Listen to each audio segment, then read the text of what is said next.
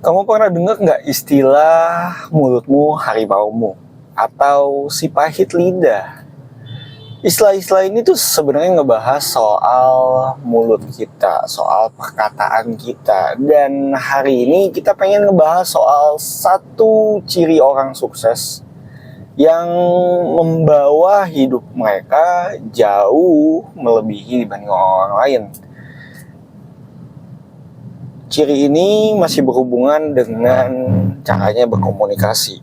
Kita tahu bahwa kemampuan berkomunikasi adalah salah satu kemampuan yang menentukan apakah seseorang bisa lebih sukses dibanding orang-orang sepantarannya. Dan kemampuan berkomunikasi itu juga harus dilengkapi dengan satu kemampuan ini, yaitu integritas. Integritas itu artinya adalah melakukan apa yang kamu katakan tepat seperti apa yang kamu katakan. Walk the talk, kayak ya, apa yang kamu ngomongin itulah yang kamu lakukan. Kalau kita lihat dari Alkitab juga udah ngomong hal yang sama. Di Amsal 18 ayat 21 mengatakan bahwa hidup dan mati itu dikuasai lidah. Siapa yang suka menggemakannya akan memakan buahnya. Buah di sini termasuk buah kehidupan maupun buah kematian gitu.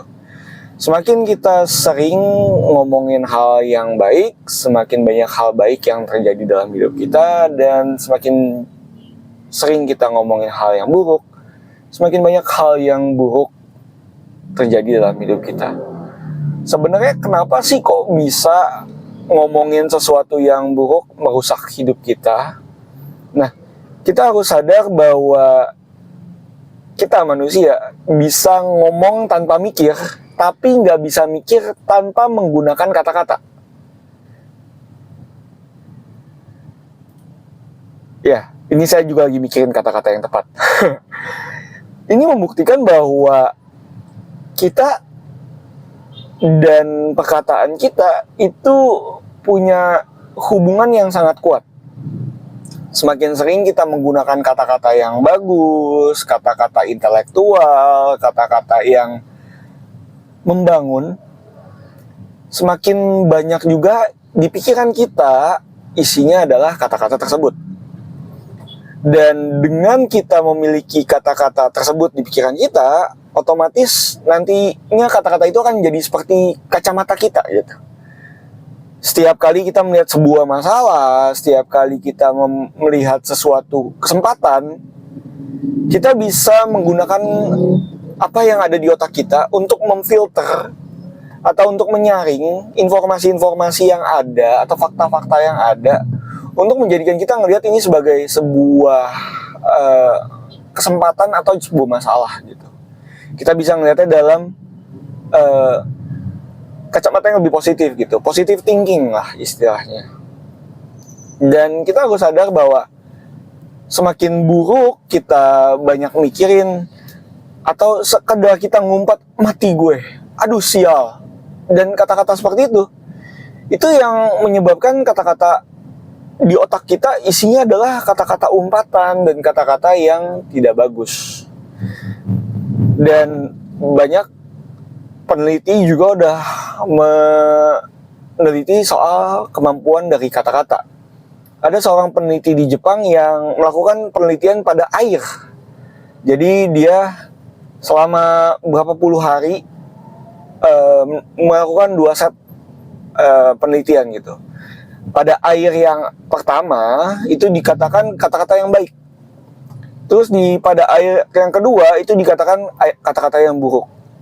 Dan saat kedua air itu dibekukan, air yang pertama menjadi kristal yang bagus, sedangkan air yang kedua yang dikatakan kata-kata buruk itu jadi berantakan. Dan di situ si peneliti menekankan bahwa 2/3 dari tubuh kita itu adalah cairan. Jadi apa yang kita omongkan ke dalam tubuh kita itu sama akan terjadinya seperti apa yang terjadi sama cairan yang tadi dibekukan gitu. Kalau kita berkatakan perkataan yang baik, hasilnya akan jadi kristal yang bagus. Tapi kalau kita katakan hal yang buruk, hasilnya akan jadi kristal, akan jadi air yang beku, yang berantakan tadi gitu. Nah, kita semua nggak pengen hidup kita berantakan. Nggak ada yang secara sadar gitu pengen, gue mau hidup gue berantakan aja lah, gue mau jadi sampah masyarakat aja lah. Nggak ada gitu. Seburuk-buruknya orang pun juga kita pasti tahu dalam dirinya mereka pasti pengen sukses gitu. Nggak ada orang yang pengen jadi kayak, ya dulu gue premannya seumur hidup.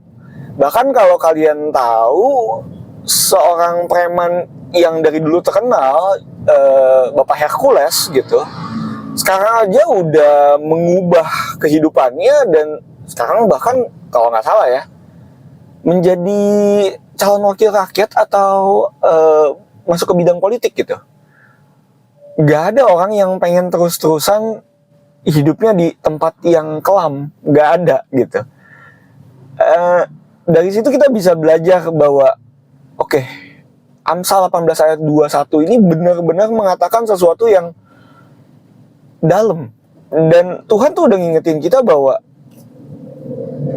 selain kamu harus memperkatakan yang baik, apa yang kamu katakan dari mulut kamu itu yang harus jadi pedoman kamu.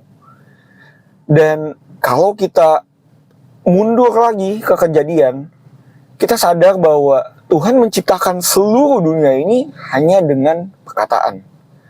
Di Yohanes pasal 1 itu juga membahas tentang firman Tuhan yang udah ada dari dulu, yaitu ngebahas soal Yesus gitu.